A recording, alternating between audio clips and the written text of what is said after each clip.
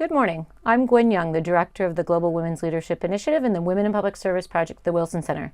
Today I'm here with a good friend and colleague, Lisa Witter. Good morning, Lisa. Hey, Gwen. Hi. Lisa is an award-winning executive, serial entrepreneur, writer, and public speaker. She's an expert on the intersections of communication, government, politics, philanthropy, technology, women's issues, and behavior change. She has counseled CEOs, Nobel Peace Prize winners, politicians, philanthropists, scientists, and academics, and she's the co-founder of Apolitical. Good morning again, Lisa. Hey, Gwen. Thank you. Tell us more about Apolitical. What is that exactly? No, it's really great to be here at the Wilson Center in Washington, D.C., the center of government of the U.S. Apolitical is the first ever peer-to-peer platform for people in government so that those in public service, people all around where we're sitting here today, can find the best policies and the people to help them around the world.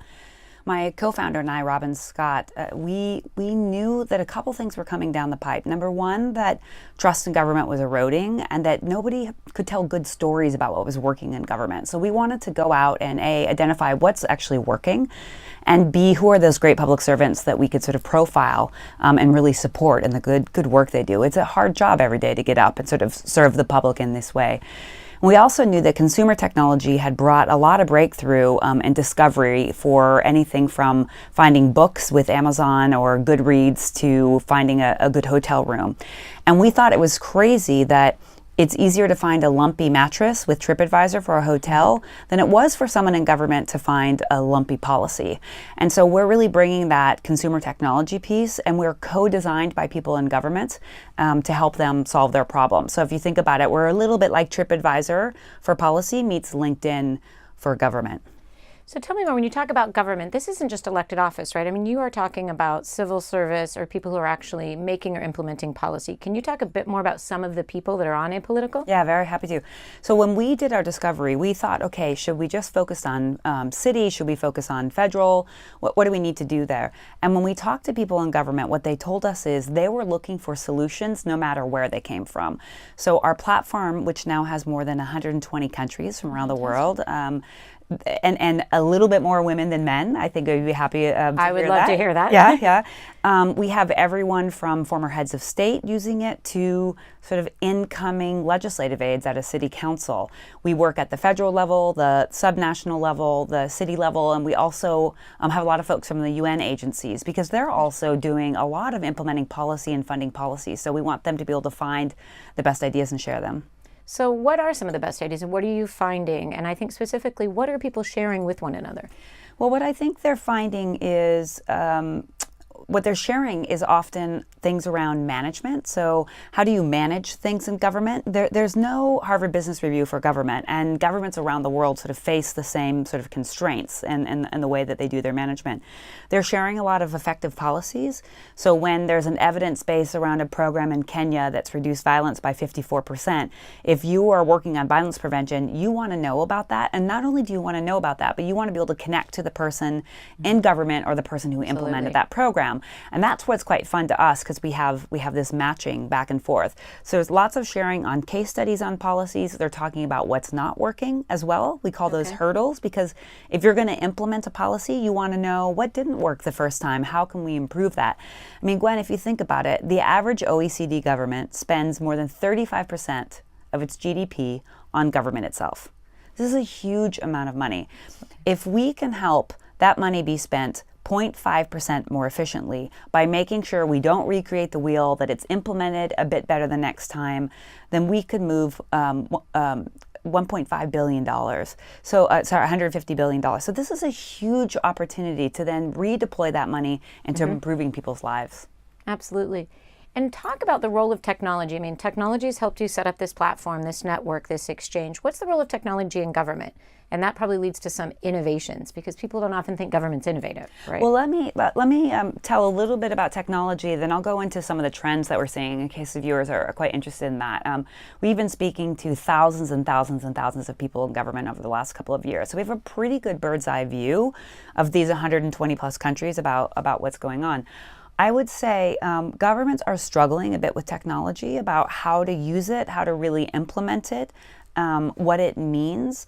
one of the reasons why our members like what we're doing so much is we do bring that consumer technology, and we have built-in sort of machine learning and all of those things that they get in their consumer products. So we really want to make it so easy for people in government to find new ideas, but also to due diligence things. You know, if you were in business and you brought an idea to your boss and you hadn't checked out if it had worked in another place, you would be in big trouble. People in government, the number one way they find policies, do you know how they find policies, they tell us?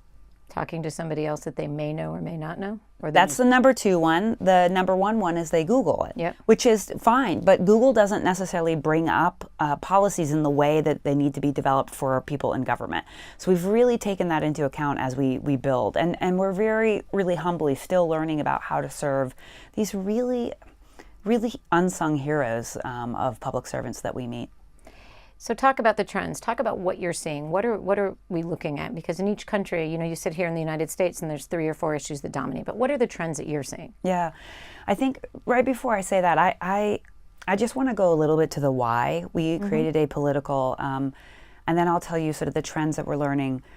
You know, the pace of change is so fast right now, and it used to be that people believed that things couldn't translate from one place to another.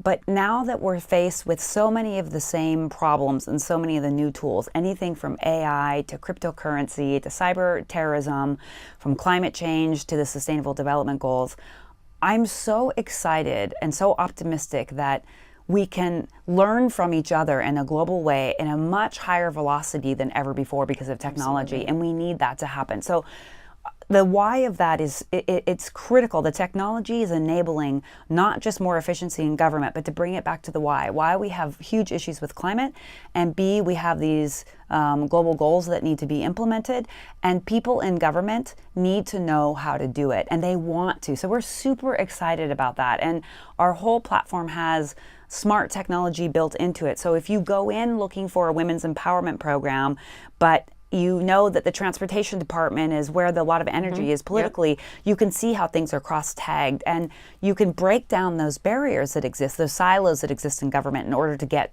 to the lives of the citizens. We're super happy. On the trends, I'm going to give you 10 of them. Okay. So the first one is participatory budgeting. I'm going to clump them. Participatory budgeting and citizen juries. So I will say, you know, we see a rise of populism and a bit of discontent everywhere, you know, the trust barometers. And government's response to that is many governments are to take government closer to the people. And so countries like Portugal, which had their first nationwide citizen budgeting, participatory budgeting, they even brought it to the ATMs in rural areas. That project was led by a woman, assistant minister, an incredible woman. There's really a belief to give citizens more say and agency over how government spend their money. So that's one trend, and I see that because technology really enables that. The second are citizen juries. Okay. So while it's true that you have the bureaucrats and the public servants who are coming up with the ideas, instead of just leaving it there, taking it to groups of citizens and really having them part of the process. Is this a good idea? Is this not a good idea? In some ways, that's not a new idea so much, but I think there's a new focus on it and a real belief that real listening, not like, okay, we're going to have a bunch of people in a hall and we're going to listen to them, but I don't know if we're really going to do what they say. And we're going to walk away and we're just going to say, we heard you, and now we're going to go do what we want to do. This is really, there's a deep, deep commitment to this. We're seeing this a lot in places like Australia and places like Latin America. A really deep listening, which I think is a great skill if you're a public servant or a political figure. The next set is sort of around innovation in general. There is a big drive on design thinking. Okay. So bringing what the technology and innovation, how they think, bringing that to government. Now, in one way, design thinking is just a really nice way of saying, I called it kind of an old ovation, which means going to the people and co-creating with the citizens from the very beginning. So we're seeing a lot of governments, a lot of public servants are learning how to do that. There's an amazing public servant who used to be here in Washington, an American woman named Virginia Hamilton, who's at the Department of Labor, and she has really implemented sort of a design thinking mentality through the government to really get people thinking, how do we come up with an idea? How do we test it? How do we adapt it? Maybe we shouldn't roll out a $200 million program until we should sort of test it in small batches. And it's funny, in these first 3, I know you're going to 10, I'm hearing participatory and I'm hearing listening. and sort of an iterative process, which is not often how people think of the government. No. Right? So these are great trends, I think. Great. I think great trends too. The next one connected to innovation are innovation labs popping up all around the world. At Apolitical, we host a network of them where they do show and tell and exchange. I think we have more than 50 innovation labs from 38 governments. And not only are these innovation labs doing things like design thinking, but they're thinking about how to not have all the innovators in one place. No, it's about how do you embed people who think like this into the other agencies, departments, ministries. And they're really doing breakthrough sort of thinking and learning, and they're exchanging with each other globally, which we're really, really excited about. So I think this is a trend. We're seeing it at the city level all the way up to the federal level. Breaking silos within government, then across countries, so you can learn from each other. 100%. The next set, this was interesting to us, this next innovation trend. When we first started Apolitical, we thought, when we went to our potential members, public servants, we said, you don't want anyone from the private sector or from outside of government connecting and being part of this. And they said, absolutely not. We cannot get things done without our private sector partners or without our NGO partners. And what they said is we want to know, we want to have a safe place where we can exchange with one another, but we need to learn from them. And that's why the very first policy deep dive that we did on our platform, so we curate sort of the best ideas and innovation and evidence base, was sponsored by the UK Cabinet Office. And that's on innovative public-private partnership. So everything from Coca-Cola delivering medical supplies on their runs to villages, to working with small technology companies. And the reason why this is so important is that government knows that there are new problems that need to be solved that they can't solve, particularly in sort of the technology space, and they need to find new partners to work with. So there's a big push, and I would say governments are learning about how to do this correctly. It's a very fine line between partnering and having procurement contracts that don't feel right, and you know, all those things. So there's a big trend and trying to figure out how to really partner well. It's interesting. I worked in development for 25 years, and that notion of public-private partnerships, you know, whether it was drones delivering medical supplies, just as you said, but pulling in the private sector to a public sector space. And it's not always easy because it doesn't always fit, but we've come a long way. We've really come a long way. So it's great to hear that in the governments themselves, as opposed to aid and foreign aid contracts, that they're developing that same sort of dialogue and exchange. Yeah, I'll get to the next trend. I'll riff off that a little bit. I mean, one of the things, the next trends we see in government is government really doubling down on diversity of recruiting the type of people who go into government. And really doing it because they believe that if the government looks like their citizen base, they'll have better implementation, better ideas. And so that's everything from making sure there's a gender balanced government to making sure that they get people inside of government who have come from other sectors. So you see a big push of people who come from the private sector to go into the public sector and really roll up their sleeves and get to work. And you know, every single one of them that we talked to about this say, this was so much harder than I thought it would be. Why? Because things take longer on purpose. Like, we've put things in place to sort of slowly make very thoughtful decisions. But having those private sector minds sort of infusing with the public sector and vice versa is really where you get to good partnerships. And you can't do that if you don't have a diverse workforce. So I want to go for a little bit. As you know, our projects aim for 50% of leaders in government are women, right? So we're committed to gender parity. How does that play? I mean, you know, part of it, you and I have talked about this several times. We know the facts. We know the evidence. We know the 12 to 28 trillion that McKinsey states. You just said, are governments really committed to the governments looking like the people they serve? Or where are we going to make that needle move? What's the basis for wanting to do that, wanting to have a more diverse government? I mean, I think different governments have different levels to commitment. I think across the board, almost everyone realizes that this is an important kind of fuel to the success of a government being able to implement stuff for their citizens. So different countries are doubling down on these sort of commitments. I remember I was in Whitehall about to go into a meeting, and there were big boards up showing where the government's commitment was and how far they've reached on not just gender, but also sort of the ethnic makeup of societies. Ireland's doing a big push on this as well. There's parts of Australia that are doing big pushes. You know better than I do what they've been doing in places like Rwanda around gender equity. I mean, just like in politics, if you can't see it, you can't be it. The same goes for in government. And I feel like this is an area that it's a trend that needs probably a little bit more work. And it's really glad that the Women in Public Service Project is doing that. I will say, I've met extraordinary men and women in public service.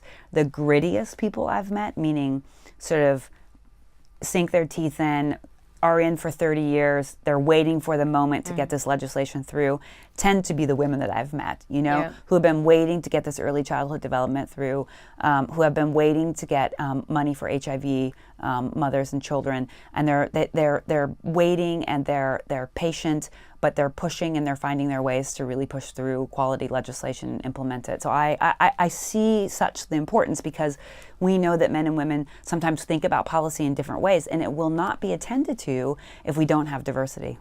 I want to take one more riff before we continue with your trends. So you talked about sort of the exchange, not just bringing into government leaders being able, coming out into the private sector. I think of women on boards. Right. I think of boards of corporations just generally valuing your management experience in government. Are you able to see those trends happening yet? Are we making that exchange happening, or are we still sort of siloed in that space? I feel like, honestly, that's still siloed. I feel that the exchange from the public sector over to the private sector, it does happen. Obviously, we're sitting in Washington. There are a lot of lobbyists here. That happens quite a lot. But I think that there would be a great benefit if the exchange happened in other places besides directly working with the government. To have that sort of public sector mentality going into a company or going into a startup. I mean, I know our company explicitly goes out and hires people from government, not only because that's who our members are and who we're really ready to serve, but they're really good because they're very disciplined. Like they're disciplined and creative, and they're really important partners. So I wish the private sector would see more opportunities for women to roll out of government at some time and go in. And value those skills, and really value them, really value them. They're often dealing with bigger budgets than any company could ever dream of. Well, that's what I was just thinking. And when you talk about the budgets or the personnel management or some of the systems. Or the responsibility. I mean, just think, if you're running a big department that it's a peacekeeping mission, or you're in charge of juvenile justice or countering violent extremism, like this is stuff that keeps you up at night, right? Absolutely. And these are big jobs. And so I think that there's a great opportunity to hire them. Now, that being said, I don't want an exodus of people leaving government and going to the private sector, because now more than ever, we need the best and brightest minds going in. And we're very excited at Apolitical. We get love letters from everyone from MPA students being like, thank you for telling the positive stories. Thank you for connecting people in government. And from people that have been in government saying, this is so important, what you're doing. And so we're feeling like we're really tapping this, there may be distrust in government, but it's our government everywhere. And we need to go in and make it better. And whether that's you as a citizen in your political activity, or whether that's like deciding to take two or 3 years off of your private sector job and going in and rolling up your sleeves and really making that happen. And we see that trend happening now, partly in terms of just elections across the globe, but now how people, in the U.S. are treating midterm elections or policy decisions, even, after the wake of what happened in Florida, the students are coming up and saying, this is our government. These are our policies, and we want to drive this. Yeah, what is government? I always find that so interesting. They're like, the government. What is that? They're people, they're citizens with jobs and responsibility to make sure that the country or the city or something runs. We are the government. There's no us and them, right? They're public servants. They're people like the two of us. I've been in government before. I have to say, I love what I'm doing at Apolitical, but my job working at the Seattle City Council, when we got to implement the first early childhood program with my council member, Peter Steinbrück, that's going 20, this really impacts people's lives. And so I find extraordinary joy. And the reason why we started Apolitical, and the reason why I think so many people go into government, the scale of impact you can have in government is just unprecedented. Like there's nowhere else where you can have this sort of social good. Right. We were really pleased to be named one of Disrupt 100's most disruptive companies in the world, with the possibility to improve people's lives. And we say that humbly. We're not doing anything disruptive. We're trying to help government disrupt itself by finding the best ideas and by being inspired by each other too. Yeah, talking about what it's doing and showing this is the inspiration. And I saw it in my careers in Africa. You'd go in the villages, or you hear about Rwanda and the genocide, and you realize the Gashasha trials, which are community-led, people participate. That's what's driving the change, is when everybody's driving it. So let's continue on your trends. We cut you. Fantastic. Well, the other two are kind of course, but it's really important to say. Number 6 is big data, and number 7 is tech connectivity, and those two go together. So just as we're talking about the Silicon Valley folks having tons of big data, government has it too. And what that is able to do is it helps them through sort of tech connectivity just be able to serve citizens much more. There's great work happening in Chile on having a better sense of how women ride transportation better than men. Why do they ride it differently? Well, they have different commuting patterns because they have families, and there are some lines that just aren't safe and they don't want to go on. So now through technology, they can figure out how to change the way that the transportation works. This is everything around making sure that people get their payments and make their payments on time, from things down to finding out soil quality, and having chips in the soil that now the government can go, okay, if there's a problem with soil, we know when to come in. So I am quite excited about this sort of big data play. I think there's a lot of questions that people have about who owns the data that's going on everywhere, from the big tech companies to data. One other thing I think is quite fun is that a lot of startups and SMEs are using open data sets, API, and creating new apps. There's a great app that I use here every time I'm in Washington, D.C. that's in many other places, called City Mapper, and it's built on top of a lot of public data. So I see a lot of positive human services coming out of government sort of opening its mind. I will say there is a hunger for people in government to better understand the Internet of Things, tech connectivity, big data. We get a lot of questions about that, like who's doing what, where are the trends, how can we learn more? So it's an upswing, but there's a lot of knowledge that still needs to be done. The Open Data Institute, who's been our partner on one of our data channels, they're a wonderful resource for finding open data leaders and really helping people in government understand what are the responsibilities and opportunities with this data.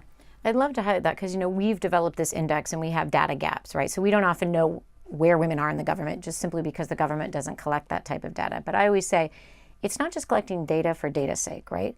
It's collecting it for a purpose, and the government's being able to use it. And that's what I hear you saying is on other aspects of this and in policy making, the data is important for how the government's going to function. Yeah. Surveys are important for how they're going to deliver services, right? So it's not just data for data's sake.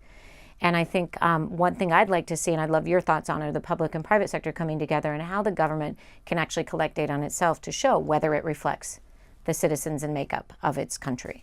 I mean, it's a very good question and an observation. I mean, one of the things we see, this goes for the private sector, but government's particularly worried about it, is where are their biases in data collection? And once those biases are embedded in the data collection, then the algorithms are created. And then do we sort of systematically perpetuate things that we don't need to?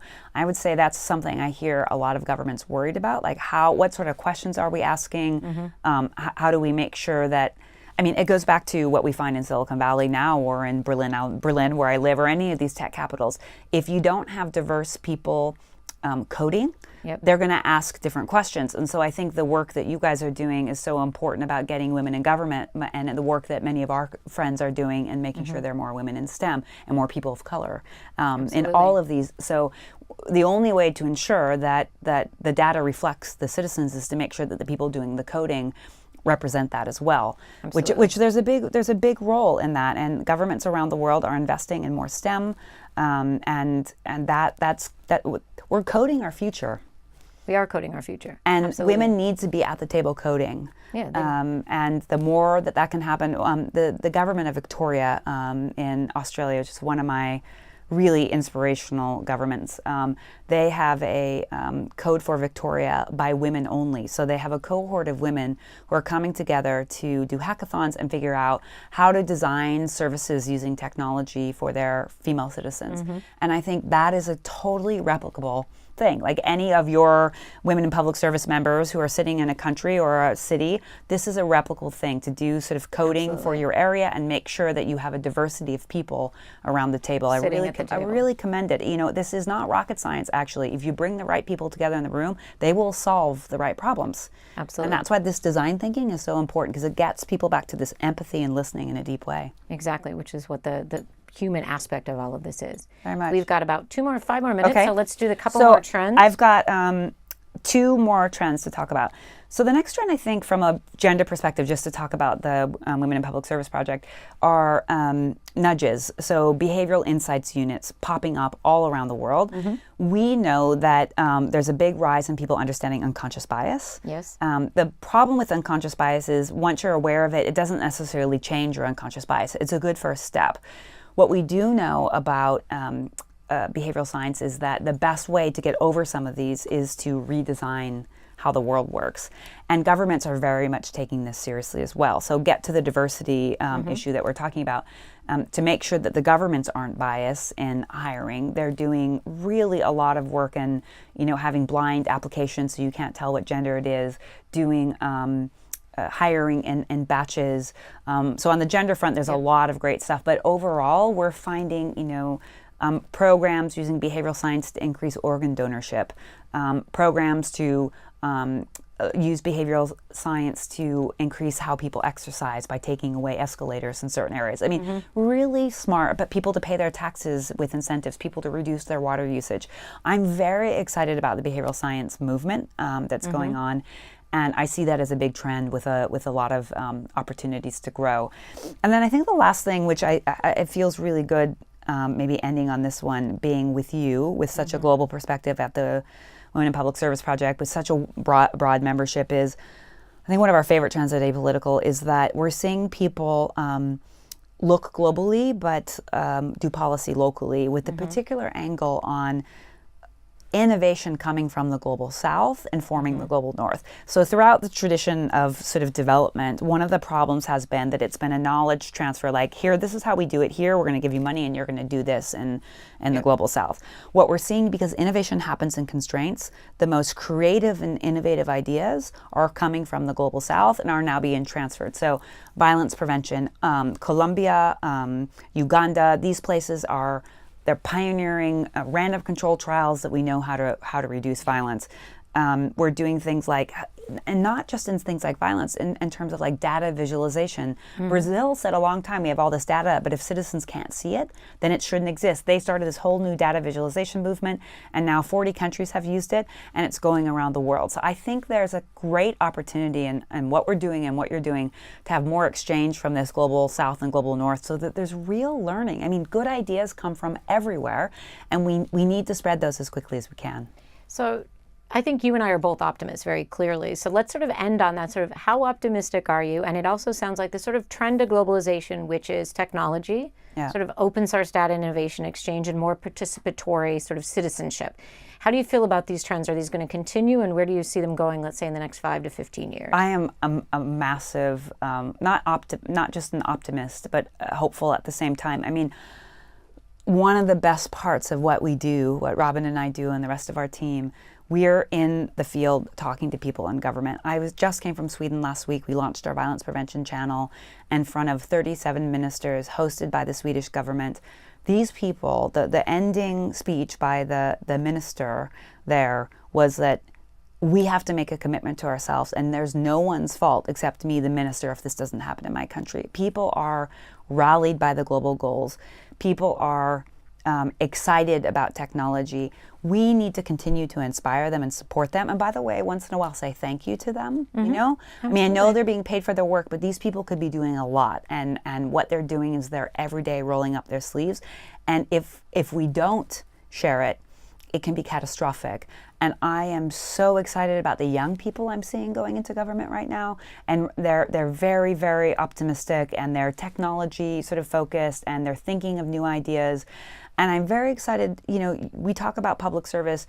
Politicians are public servants too. And I'm seeing this whole cohort of great people coming into politics now. And my background is creating political training institutes around the world, and we're part of building nonpartisan political training institutes, because you need great political leaders as well as bureaucrats. And I am so hopeful. I just came from a Höj Rösten, which is a group in Sweden that I've helped set up along with the Daniel Sachs Foundation, a friend. 25 young Swedish people who normally wouldn't be in the political process because they don't look like the normal people in politics, and they are optimistic like you can't believe. So I'm super excited about it, really. I get on an airplane, spend time away from my kids. I wouldn't do that if I didn't really believe that we could do this, and I really do.